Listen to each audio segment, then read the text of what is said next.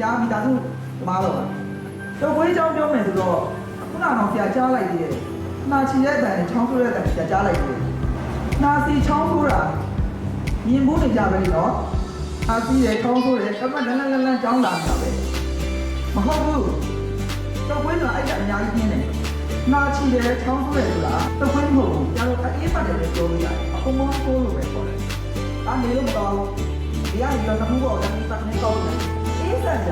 ဒါမင်းကျောင်းကငင်းကန်တော့တာဒီအဲ့ဒါကအကြောင်းပြောရမယ်ဟုတ်ကျောင်းနဲ့ချက်တော့ထားတယ်ဒါပေမဲ့9နာရီခွဲမှာဝင်လာပြီးဒီကောင်လေးကျုံရှင်မသွားရင်လို့ခွေးနေကြတယ်တော့မှကြိုက်ထားတော့ပါပဲဆိုတော့ဒါဆိုတော့တစ်ခုပေါ့ပေါ့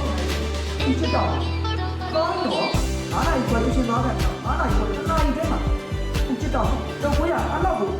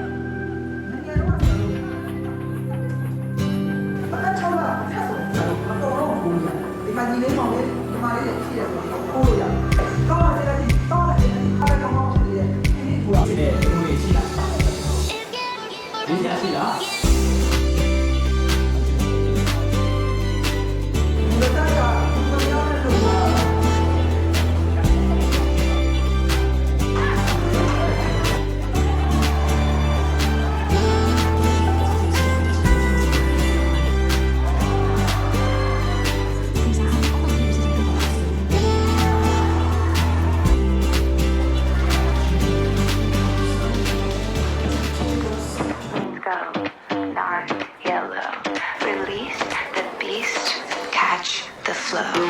Green means go.